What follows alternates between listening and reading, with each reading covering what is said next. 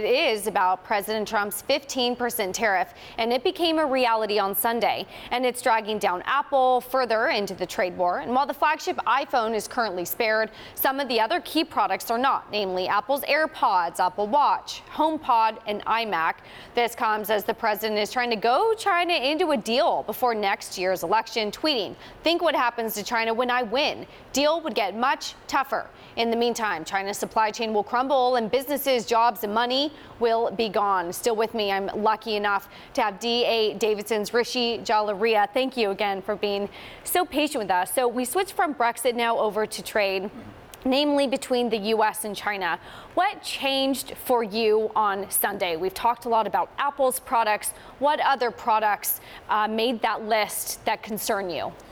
Yeah, I mean, look, Apple's, like you pointed out, is kind of the clear one. Any company that has manufacturing in China is there. But I think what's maybe potentially more interesting than that is that it's starting to kind of spill over into other industries that we had assumed were a little bit more resilient or a little bit more tariff-proof. And for an example of that one, Autodesk is an example of, an enterprise software company that's recurring. Everyone kind of thinks of that as being very defensive, very tariff-proof. But because it's an industrial software company, they're actually starting to see a softening outlook as a result of kind of the ongoing trade war. And now that, the tariffs have actually kicked in and are reality, not just a negotiating tactic, I think we're going to see a lot of that go through and have people look at individual companies and say, is this going to actually impact some of those second derivative plays, not necessarily the obvious ones like the Apples or the semiconductors? What are those second derivative plays?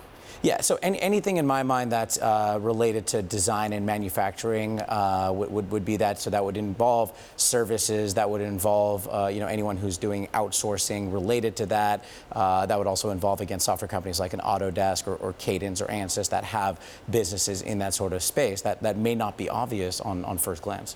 You mentioned individual companies, and I wonder if it's as simple as sell Qualcomm by Salesforce, or if there's something much more idiosyncratic within those companies that you need to look at, given the trade tensions that are going on. I think your second point is absolutely correct. You have to be very, very specific about the individual companies itself, not just the sector, right? And that's why I use software as an example, because we know that it is thought of as being a lot more defensive, but it turns out within software there are some sort of cracks out there, right? I mean, if I were to ask you about Zoom video, for instance, off the top of your head, that wouldn't come to mind as being an obvious one impacted by this, but a lot of their R&D and product development comes out of China, and that's how they've been able to be so profitable. Now we have to wonder, do these sort of tariffs start to maybe chip away at that advantage that they have on the R&D side relative to other software companies? So it is very much a company specific, not necessarily sector by sector.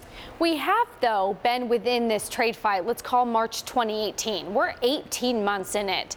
Have companies really been pressured on the margin side, on the bottom line? You mentioned maybe they'd cut back with R&D, but tech spending still feels strong. Absolutely. Are you seeing margin pressure show up yet, really? Not really. I mean, tech spending, and especially at the business level, tends to be very, very strong. And outside of an actual macro event that impacts the economy and actually impacts overall business spending, I don't see that slowing down. So, I mean, if I think about what sector I'd want to be invested in and kind of have a little bit more peacefulness around some of these factors like Brexit and like the tariffs, I think technology and specifically software is the place to be right now.